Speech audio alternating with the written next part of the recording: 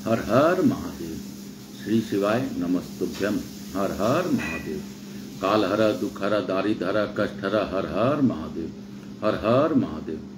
अकाल मृत्यु हरनम। भोला सब दुख काटो मारा, शिव शंकर जपूं तेरी माला। बाबा भोला जपूं तेरी माला, सब दुख काटो मारा। भोला सब दुख काटो मारा। यहाँ के स्थान देवता, वास्तु देवता, ग्राम देवता, क्षेत्रपाल देवता,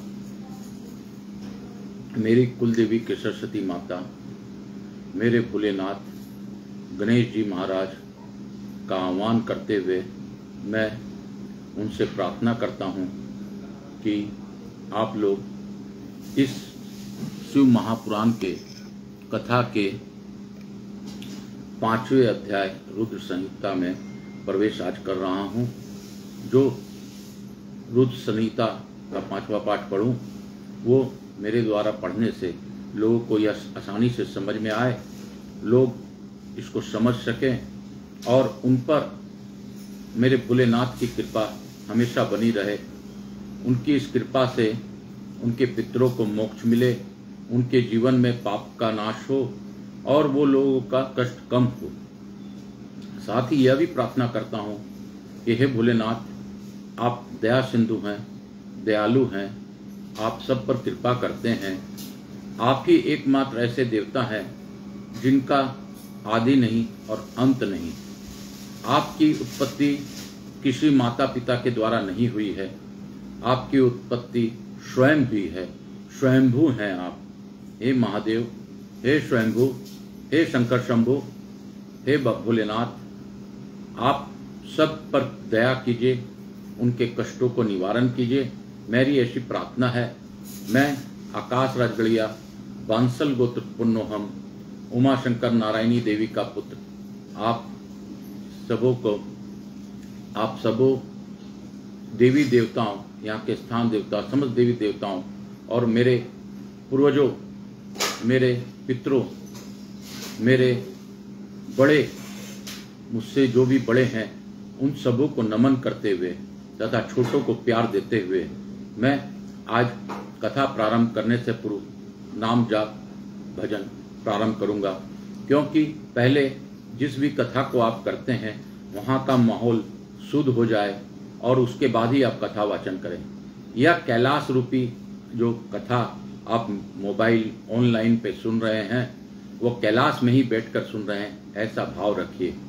और मुझे पूर्ण विश्वास है कि इस भाव के साथ आप श्रवण करेंगे तो आपके जीवन में कष्ट कम होंगे, आपको स्वयं ही पता चल जाएगा।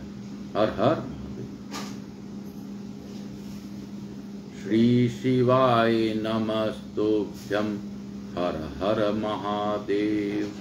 श्री शिवाय नमस्तुभ्यम। हर हर महादेव। श्री शिवाय नमस्तुभ्यम। हर हर महादेव। श्री शिवाय नमस्तुभ्यम। हर हर महादेव। श्री शिवाय नमस्तुभ्यम। हर हर महादेव। श्री शिवाय नमस्तुभ्यम। हर हर महादेव। श्री शिवाय नमस्तुभ्यम। हर हर महादेव। है कैलाशवासी बम बम बम, तेरी माथे में बिंदिया चम चम चम। कैलाशवासी बम बम बम, मैं तेरे माथे में बिंदिया चम चम चम। हर हर भोला मेरा बाबा है भोला, मेरा बाबा है भोला, मेरा बाबा है भोला, मेरा बाबा है भोला। वो सभी के साथ में नाचता है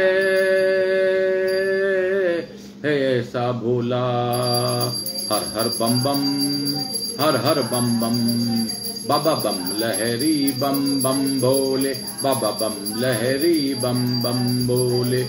जिसके सर पर गंग विराजे, बाबा बम लहरी बम बम भोले, बाबा बम लहरी बम बम भोले। मेरा बाबा है भोला, इसके कई हैं रूप, कभी ये विश्वनाथ है रे, कभी ये जगन्नाथ रे, कभी द्वारकाधीश रे, इसीलिए तो मेरा भोला है भोले भंडारी। मेरे बाबा के कई रूप रे, इनके कई हाथ रे, इनके कई हाथ रे, इनके कई हाथ रे, जो नहीं दिखाई देते रे, इनके कई हाथ रे, जो सहायता के लिए आते हैं, वो उनके ही रूप रे। हर हर महादेव, हर हर महादेव, हर हर महादेव, घर घर महादेव, हर हर महादेव, घर घर महादेव, हर हर महादेव, घर घर महादेव, हर हर महादेव, घर घर महादेव, हर हर महादेव, घर घर महादेव, हर हर महादेव, घर घर महादेव, हर हर महादेव, घर घर महादेव, हर हर महादेव, घर घर महादेव।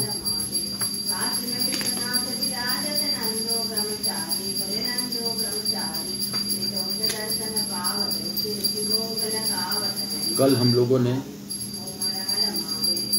लोगों ने जो पाठ पढ़ा था, उस पाठ को के आगे का पाठ पढ़ूंगा। मैं रुद्र संहिता का आज 5वां अध्याय पढ़ूंगा। 5वां अध्याय में प्रवेश करते हुए नारद जी का शिव तीर्थों में भ्रमण, शिवगणों को सापों द्वार की बात बताना तथा ब्रह्मलोक में जाकर ब्रह्मा जी से शिव तत्व में विषय में प्रश्न करना। सूत जी बोले, महर्षियों, भगवान श्री हरि के अंतर ध्यान हो जाने पर मुनि श्रेष्ठ नारद शिवलिंगों का भक्ति पूर्वक दर्शन करते हुए पृथ्वी पर विचरने लगे।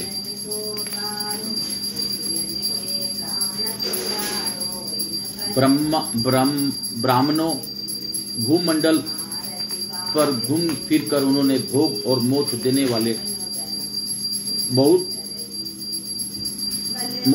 बहुत से शिवलिंगों का प्रेम पूर्वक दर्शन किया।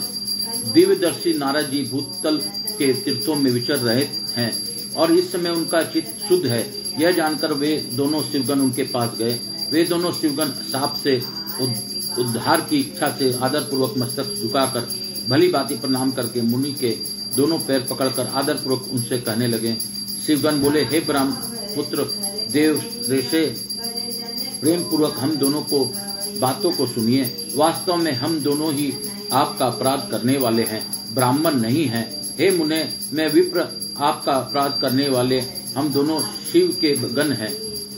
राजकुमारी श्रीमती के स्वयंवर में आपका चित्त माया से मोहित हो रहा था। उस समय परमेश्वर की प्रेरणा से आपने हम दोनों को शाप दे दिया। वहाँ कुछ समय जानकर हमने चुप रह जाना ही उचित अपनी जीवन रक्षा का उपाय समझा। इसमें किसी का दोष नहीं है, हमें अपने कर्म का ही फल प्राप्त हुआ है। प्रभु, अब आप प्रसन्न होइए और हम दोनों पर अनुग्रह कीजिए। सूत जी बोले, उन दोनों गणों के द्वारा भक्ति पूर्वक कहे गए वचनों को सुनकर पश्चाताप करते हुए देवर्षि नारद प्रेम पूर्वक कहने लगे। नारद जी बोले, आप दोनों महादेव के गण हैं और सत्पुरुषों के लिए परम सम्मानीय हैं। अतः मेरे मोह रहित एवं सुखदायक यथार्थ वचन को सुनिए। पहले निश्चय ही स्वेच्छावश मेरा बुद्धि भ्रष्ट हो गई थी और मैं सर्वदा मोह में वशीभूत हो गया था, इसलिए आप दोनों को बुद्धि वाले मैंने साप दे दिया। हे शिवगणों, मैंने जो कुछ कहा है वह वैसा ही होगा, फिर भी मेरी बात सुने। मैं आपके लिए सापों द्वार के बात बता रहा हूँ, आप लोग आज मेरे अपराध को क्षमा कर दें। मुनिवर, विश्रवा के वीर से जन्म ग्रहण करके आप संपूर्ण दिशाओं में प्रसिद्ध कुंभकर्ण रावण राक्षस राज का शरीर प्राप्त करेंगे और बलवान वैभव से युक्त तथा परम प्रतापी होंगे। समस्त ब्रह्मांड के राजा होकर शिव भक्त एवं जितेंद्रिय होंगे और शिव के ही दूसरे स्वरूप श्री विष्णु के हाथों मृत्यु पाकर फिर आप दोनों अपने पद पर प्रतिष्ठित हो जाएंगे। सूत जी बोले, हे महर्षियों, महात्मा नारद मुनि की यह बात सुनकर वे दोनों शिवगण प्रसन्न होकर सानंद और अपने स्थान को लौट गए। नारद जी भी अत्यंत आनंदित हो अनन्य भाव से भगवान शिव का ध्यान तथा शिव तीर्थों का दर्शन करते हुए बारंबार भूमंडल में विचरने लगे। अंत में वे सबके ऊपर विराजमान काशीपुरी में गए, जो शिव जी की प्रिय शिव रूपणी एवं शिव की सुख देने वाली है। काशीपुरी का दर्शन करके नारद जी कृतार्थ हो गए। उन्होंने भगवान काशीनाथ का दर्शन किया और परम प्रति एवं परमानंद से युक्त हो उनकी पूजा की। काशीनाथ का सानंद सेवन करके वे मुनि श्रेष्ठ कृतार्था का अनुभव करने लगे और प्रेम से वीर होकर उसका नमन वर्णन स्मरण करते हुए ब्रह्मलोक को गए।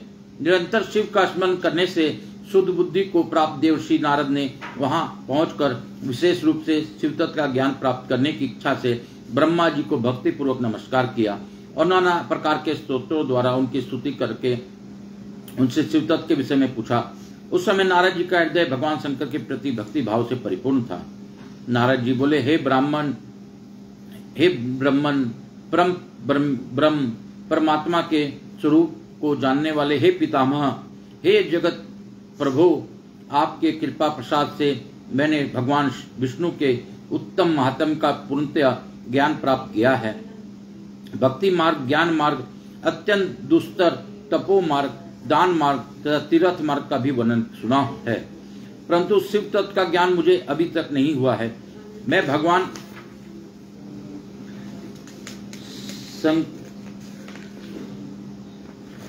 शंकर की पूजा विधि को नहीं जानता।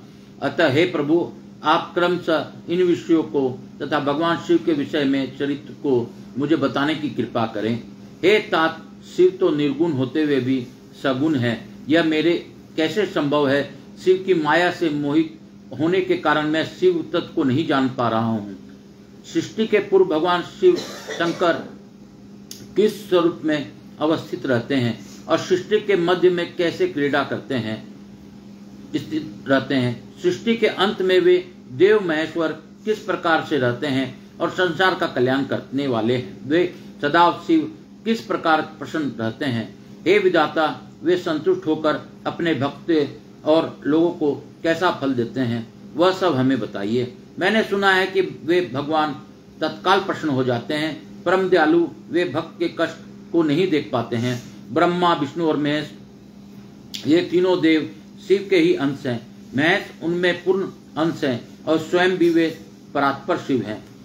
आप उन महेश्वर शिव के आविर्भाव एवं उनके चरित्र को विशेष रूप से कहें। हे प्रभु, इस कथा के साथ ही उमा पार्वती के आविर्भाव और उनके विवाह की भी चर्चा करें। उनके गृहस्थ आश्रम और उस आश्रम में की गई विशिष्ट लीलाओं का वर्णन करें। हे निष्पाप, इन सब कथाओं के साथ अन्य जो कहने योग्य बातें हैं उनका भी वर्णन करें। हे प्रजानाथ, उन शिव और शिव के आविर्भाव एवं विवाह का प्रसंग विशेष रूप से कहें तथा कार्तिकेय के जन्म को की कथा भी मुझे सुनाएं। हे जगत प्रभु, पहले बहुत लोगों से मैंने ये बातें सुनी है कि किंतु तृप्त नहीं हो सका हूँ, इसलिए आपकी शरण में आया हूँ। आप मुझ पर कृपा करें। अपने पुत्र नारद की यह बात सुनकर लोक पितामह ब्रह्म वहां इस प्रकार कहने लगे। इति श्री शिव महापुराणे द्वितीयाया रुद्र संहिताया प्रथम खंडे सुष्टुप्याख्यान नारद प्रश्न वर्णनम नाम पंचमो अध्याय। इस प्रकार श्री शिव महापुराण के अंतर्गत द्वितीय रुद्र संहिता के प्रथम खंड में सृष्टि उपाख्या का नारद प्रश्न वर्णन नामक 5वां अध्याय पूर्ण हुआ। बोलो शंकर शंभु की जय, बोलो मेरे विश्वनाथ की जय। शिव काशी शिव काशी शिव काशी, जो बोले शिव काशी उसका सब बेड़ा पार हो। शिव काशी शिव काशी शिव काशी, काशी काशी काशी काशी। शिव काशी शिव काशी शिव काशी, काशी काशी काशी काशी शिव काशी। आज मैं आपको पंचम अध्याय सुनाया हूँ। अब षष्ठों अध्याय में भी प्रवेश कर रहा हूँ। उससे पूर्व आप लोगों से यह मैं कहना चाहूँगा कि आप संभव हो तो यह जो पुरुषोत्तम माह है, इस माह में कथा सुनने का फल हजारों गुना बढ़ जाता है। यह भी सच्चाई है, क्योंकि ऐसा अद्वितीय माह जो कि श्रावण माह में पुरुषोत्तम माह पढ़ना एक अद्भुत संयोग माना जाता है। यह शिव की ही कृपा है कि इस अद्भुत संयोग में मैं अपने परिवार को, अपने मित्रों को, अपने जानकार को यह कथा सुना पा रहा हूँ। आप मेरे में क्या सामर्थ्य है कि मैं कथा सुना सकूं? मैं कोई कथावाचक भी नहीं हूँ। मैं तो बस भोलेनाथ के आदेश का पालक हूँ। उन्होंने मेरे मन में विचार दिया कि मुझे हिंदी में कथा पढ़नी चाहिए और पढ़कर आप लोगों को सुनाना चाहिए। मेरे पितरों को, मेरे पूर्वजों को, मेरे बड़े लोगों को और मेरे मित्रों को, उनके कष्ट को शायद वो कम करना चाहते हैं। भोलेनाथ दया सिंधु हैं, दया के सागर हैं। उन्हों में ही जो शक्ति है वो किसी में नहीं। मैंने कथा में पढ़ा है कि शिव के नाम में इतनी शक्ति है कि शिव किसी भी तरह का पापों का नाश करते हैं। यानी कि ब्रह्म हत्या हो या किसी भी प्रकार का पाप हो, अगर कोई नष्ट कर सकता है तो मेरे महादेव ही हैं। उनका नाम मात्र से सभी कष्ट कम होने लगते हैं। उनके शरण में रहकर उनका नाम जाप करना, उनका स्मरण करना और संभव हो तो इस पुण्य काल में 2 लोटा जल, एक पर एक रखकर 2 लोटा जल मेरे भोलेनाथ पर, अगर आपके घर में मंदिर है तो ठीक है। अगर आप घर के मंदिर में के आसपास अगर कोई नजदीक में अस्थाई मंदिर मिल जाए तो वो ज्यादा अच्छा है।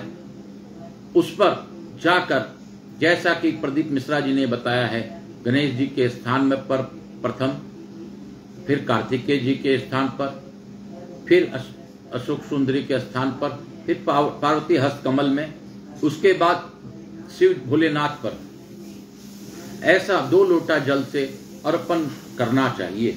भावपूर्वक आस्ते आस्ते बाबा को स्नान कराना चाहिए, ध्यान कराना चाहिए, अभिषेक करना चाहिए।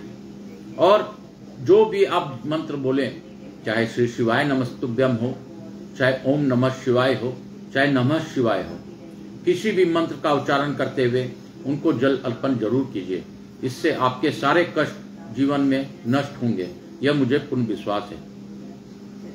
मैं अपने सभी पूर्वजों को पुनः याद करते हुए, मैं अपने माता पिता को धन्यवाद देते हुए, मेरे जो मुझसे बड़े हैं सभी बड़ों को नमन करते हुए आज की 6ठे अध्याय की कथा प्रारंभ करता हूं।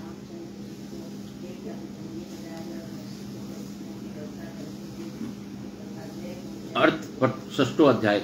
महाप्रलय काल में केवल सद ब्रह्म की सत्ता का प्रतिपादन, उस निर्गुण निराकार ब्रह्म से ईश्वर मूर्ति सदाशिव का प्रागट्य, सदाशिव द्वारा स्वरूप भूत शक्ति अंबिका का प्रकटीकरण, उन दोनों के द्वारा उत्तम क्षेत्र काशी या आनंदवन का प्रादुर्भाव, शिव के वामांग से परम पुरुष विष्णु का आविर्भाव तथा उनके साकार से प्राकृतिक तत्वों की क्रमशः उत्पत्ति का वर्णन। ब्रह्मा जी बोले, हे ब्राह्मण, हे देव शिरोमणि, आप सदा समस्त जगत के उपकार में ही लगे रहते हैं। आपने लोगों के हित की कामना से यह बहुत उत्तम बात पूछी है, जिसके सुनने से संपूर्ण लोगों के समस्त पापों का क्षय हो जाता है। उस आनामय शिव तत्व का मैं आपसे वर्णन करता हूँ। शिव तत्व का स्वरूप बड़ा ही उत्कृष्ट और अद्भुत है, जिसे यथार्थ रूप से न मैं जान पाया हूँ, न विष्णु ही जान पाए हैं और न अन्य कोई दूसरा ही जान पाया है। जिस समय यह प्रलय काल हुआ, उस समय समस्त चराचर जगत नष्ट हो गया। सर्वत्र केवल अंधकार ही अंधकार था। न सूर्य ही दिखाई देते थे और न ग्रहों तथा नक्षत्रों को भी पता नहीं था। न चंद्र था, न दिन होता था, न रात ही थी। अग्नि, पृथ्वी, वायु और जल की भी सत्ता नहीं थी। उस समय प्रधान तत्व अव्याकृत प्रकृति से रहित सुना आकाश मात्र शेष था। दूसरे किसी तेज की उपलब्धि नहीं होती थी। अदृष्ट आदि का भी अस्तित्व नहीं था। शब्द और स्पर्श भी साथ छोड़ चुके थे। गंध और रूप की भी अभिव्यक्ति नहीं होती थी। रस का अभाव हो गया था और दिशाओं का भी भान नहीं होता था। इस प्रकार सब और निरंतर सूची भेद घोर अंधकार फैला हुआ था। उस समय ततस्त ब्रह्म, इस श्रुति में जो सत्य सुना जाता है, एकमात्र वही शेष था। जब यह वह ऐसा जो इत्यादि रूप से निर्दिष्ट होने वाला भावात्मक जगत नहीं था, उस समय एकमात्र वह सत्य ही शेष था जिसे योगी जन अपने हृदयाकाश में भीतर निरंतर देखते हैं। वह सतत मन का विषय नहीं है, वाणी का भी वहां पर कभी पहुंच नहीं होती। वह नाम तथा रूप रंगों से भी शून्य है। वह न स्थूल है, न कृश है, न हस्व है, न दीर्घ है, न लघु है और न गुरु ही है। उसमें न कभी वृद्धि होती है और न ही ह्रास ही होता है। श्रुति भी इसके विषय में चकित भाव से है, इतना ही कहती है, अर्थात उसके सत्ता मात्र का भी निरूपण कर पाती है, उसका कोई विशेष विवरण देने में असमर्थ हो जाती है। वह सत्य ज्ञान स्वरूप अनंत परम दय में, परम आनंदमय, परम ज्योति स्वरूप, अप्रमेय, आधार रहित, निर्विकार, निराकार, निर्गुण, योगी गम्य, सर्वव्यापी, सबका एकमात्र कारण, निर्विकल्प, निराशम, माया शून्य, उपद्रव रहित, अद्वितीय, अनादि अनंत, संकोच विकास से शून्य तथा चित्मय है। जिस परम ब्रह्म के विषय में ज्ञान और अज्ञान से पूर्ण उक्तियों द्वारा इस प्रकार ऊपर बताए अनुसार विकल्प किए जाते हैं, उसने कुछ काल के बाद सृष्टि का समय आने पर द्वितीय होने की इच्छा प्रकट की। उसके भीतर एक से अनेक होने का संकल्प उदित हुआ। तब उस निराकार परमात्मा ने अपनी लीला शक्ति से अपने लिए मूर्ति आकार की कल्पना की। वह मूर्ति संपूर्ण ऐश्वर्य गुणों से संपन्न, सर्व ज्ञानमयी, स्वरूप शुभ स्वरूपा, सर्वव्यापिनी, सर्वस्वरूप रूपा, सर्वदर्शनी, सर्वकारणी, सबकी एकमात्र वंदनीया, सर्वदा सब कुछ देने वाली और संपूर्ण संस्कृतियों का केंद्र थी। उस शुद्ध रूपनी ईश्वर मूर्ति की कल्पना करके वह अद्वितीय, अनादि अनंत, सर्व प्रकाशक, चिंतमय, सर्वव्यापी और अविनाशी परम ब्रह्म अंतर्हित हो गया। जो मूर्ति रहित परम बुद्ध है, उसी की मूर्ति चिंतमय आकार भगवान सदाशिव हैं। अविचन और प्राचीन विद्वान उन्हीं को ईश्वर कहते हैं। उस समय एकाकी रहकर स्वेच्छानुसार विहार करने वाले उन सदाशिव ने अपने विग्रह से स्वयं ही एक स्वरूप भूता शक्ति की सृष्टि की, जो उनके अपने श्रीअंग से कभी अलग होने वाली नहीं थी। उस पराशक्ति को प्रधान प्रकृति, गुणवती माया, बुद्धि तत्व, जाननी तथा विकार रहित बताया गया है। वह शक्ति अंबिका कही गई है। उसी के प्राकृतिक सर्वेश्वरी, त्रिदेव जननी, नित्या और मूल कारक भी कहते हैं। सदाशिव द्वारा प्रकट की गई उस शक्ति को 8 भुजाएं हैं। उस शुभ लक्षणा देवी की मुख में शोभा विचित्र है। वह अकेले ही अपने मुख मंडल में सदा पूर्णिमा का एक सहज चंद्रमाओं की कांति धारण करती है। नाना प्रकार के आभूषण उसके श्रीअंगों का शोभा बढ़ाते हैं।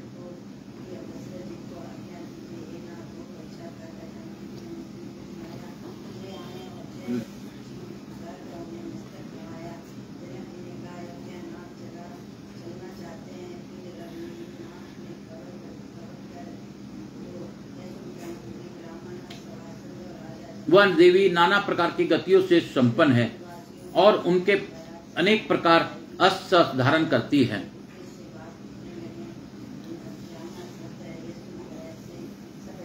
उसी के नेत्र खिले हुए कमल के समान जान पड़ते हैं। वह अचित्य तेज से जगमगाती रहती है। वह सबकी योनि है और सदा उद्यमशील रहती है। एकाकिनी होने पर भी वह माया संयोगवाद अनेक हो जाती है।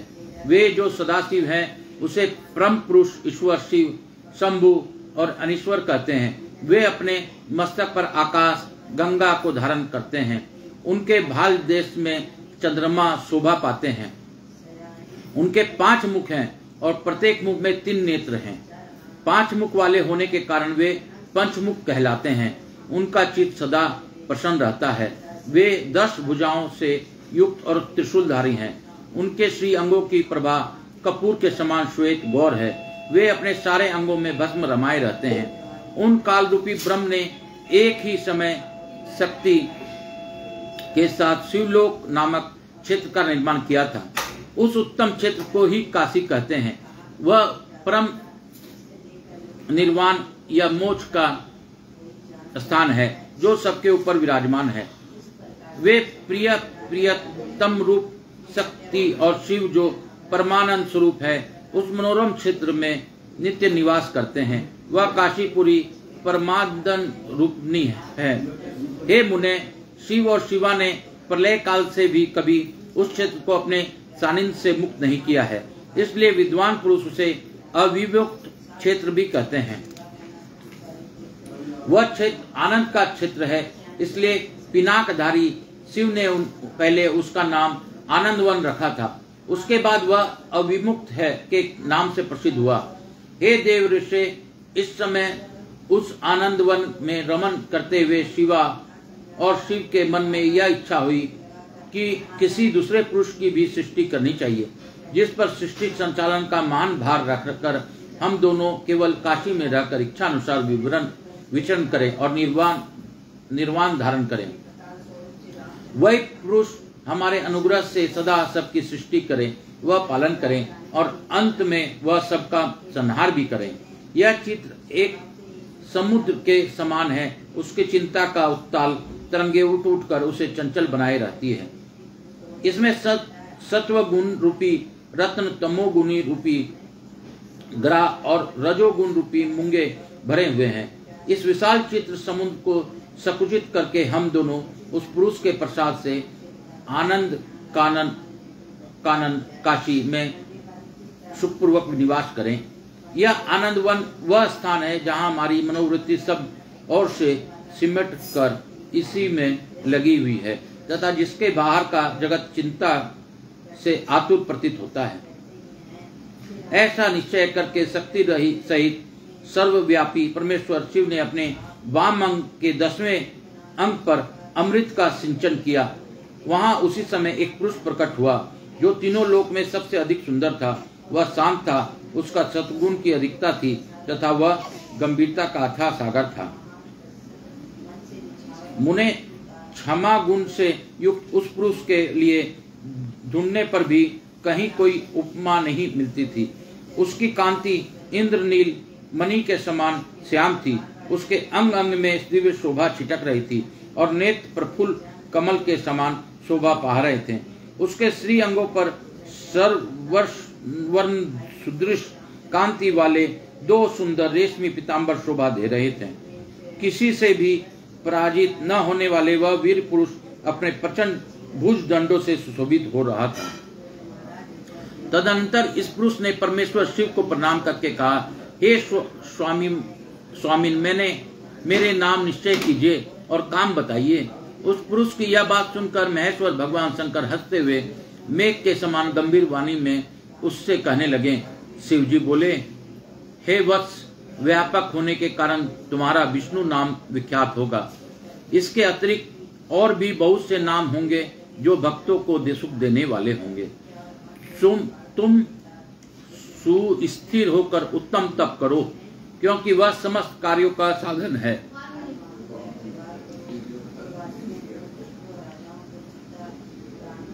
ऐसा कहकर भगवान शिव ने श्वास मार्ग से श्री विष्णु को वेदों का ज्ञान प्रदान किया। तदंतर अपनी महिमा से कभी च्युत न होने वाले श्री हरि भगवान शिव को प्रणाम करके बहुत बड़ी तपस्या करने लगे। और शक्ति सहित परमेश्वर शिव भी पार्षद गणों के साथ वहां से अदृश्य हो गए। 12,000 दिव्य वर्षों तक तपस्या करने के पश्चात भी विष्णु अपने अभीष्ट फल स्वरूप सर्वस्व देने वाले भगवान शिव का दर्शन प्राप्त न कर सके। तब विष्णु को बड़ा संदेह हुआ। उन्होंने हृदय में शिव का स्मरण करते हुए सोचा कि अब मुझे क्या करना चाहिए। इस बीच शिव की मंगलमयी आकाशवाणी हुई कि संदेह दूर करने के लिए पुनः तपस्या करनी चाहिए। शिव की इस वाणी को सुनकर विष्णु ने ब्रह्म में ध्यान को अवस्थित कर पुनः दीर्घ काल तक अत्यंत कठिन तपस्या की। तदंतर ब्रह्म की ध्यान अवस्था में ही विष्णु को बोध हो गया और वे प्रसन्न होकर यह सोचने लगे कि अरे वह महान तत्व है क्या। उस समय शिव की इच्छा से तपस्या के परिश्रम में निरत विष्णु के अंगों में से अनेक प्रकार की जलधाराएं निकलने लगी। हे महामुने, उस जल से सारा सुना आकाश व्याप्त हो गया। वह ब्रह्म रूप जल अपने स्पर्श मात्र से ही सब पापों का नाश करने वाली सिद्ध हुई।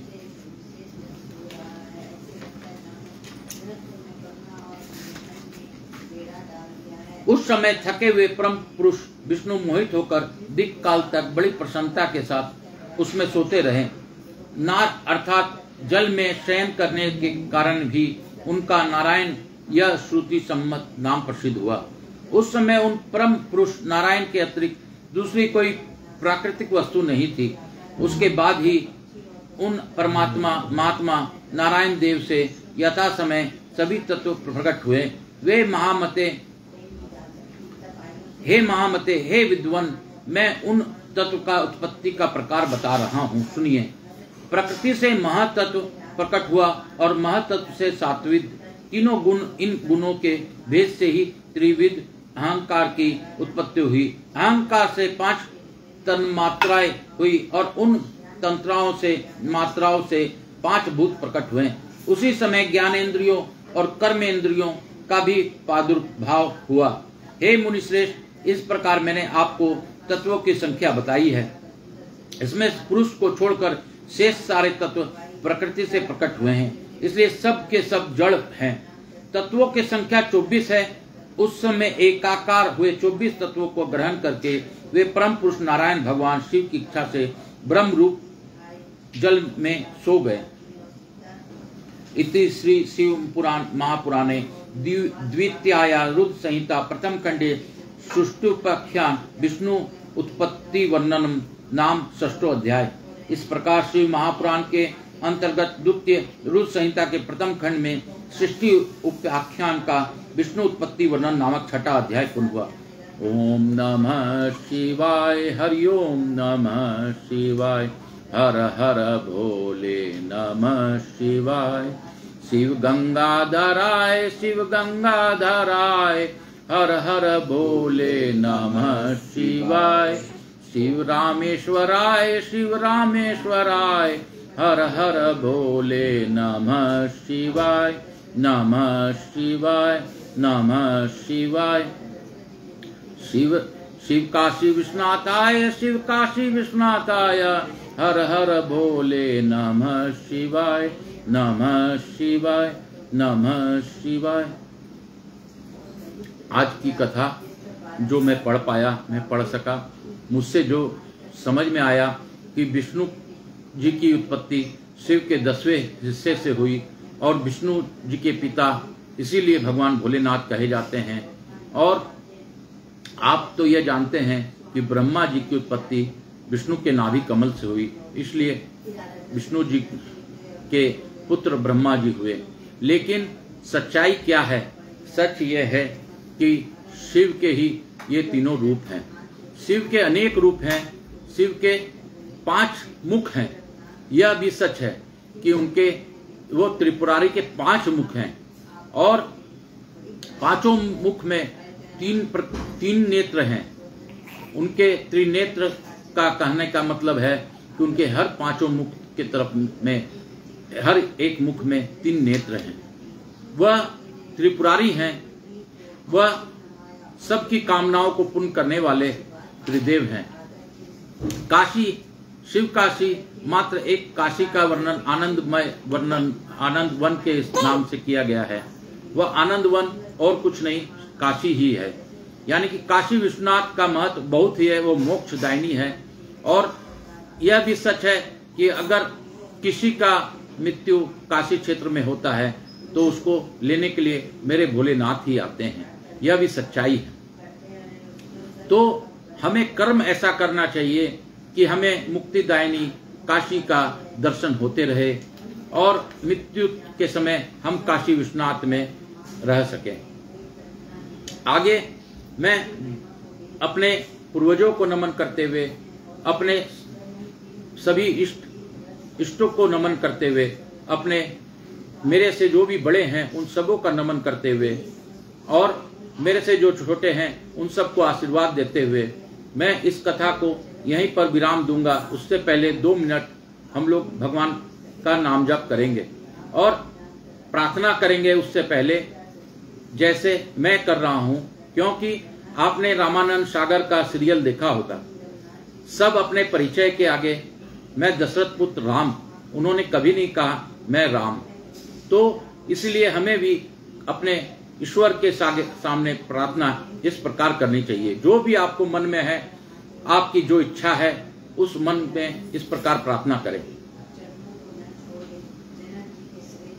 मैं आकाश राजगढ़िया, बंसल गोत्र उत्पन्नोहम, उमा शंकर नारायणी देवी का पुत्र, हे भोलेनाथ आपको प्रार्थना करता हूँ। हे विष्णु आपके चरणों में ध्यान करता हूँ। हे त्रिनेत्र वाले भगवान, आप सबका कष्ट हरण करते हैं। मेरा कष्ट जो भी है मन में, मेरा कष्ट मैं आपको क्या बताऊं महादेव, आप तो सच में सब कुछ जानने वाले हैं। और आपके ही आदेश पर मैं यह शिव महापुराण पढ़ पा रहा हूँ। यह भी सच्चाई है, नहीं तो मेरे में क्या क्षमता है कि मैं यह कथा पढ़ सकूं, सुन सकूं या सुना सकूं। लेकिन बाबा, आप मेरे सारे कष्ट को दूर करते हुए मुझ पर और मेरे परिवार पर अपनी अखंड कृपा बनाए रखें। साथ ही यह मोक्षदायिनी शिव महापुराण है, यह भी सच है। और इस मोक्षदायिनी महापुराण को मैं पढ़ पाया हूँ, तो मेरे पितरों को आगे की गति प्रदान करें।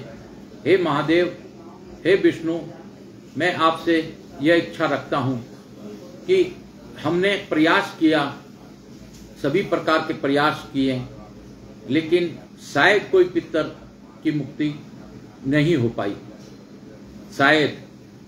लेकिन फिर भी अगर नहीं हुई हो, या जिनको भी मुझसे मुक्ति का इच्छा हो, इस कथा पढ़ने से और लोगों के सुनने से उनको मुक्ति मिले और उन सबों का पाप नष्ट हो, ऐसी प्रार्थना है। हे महादेव, कृपा करें।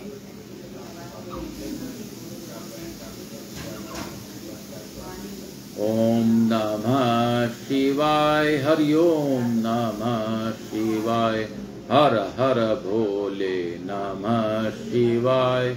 ओम नमः शिवाय, हरि ओम नमः शिवाय, हर हर भोले नमः शिवाय।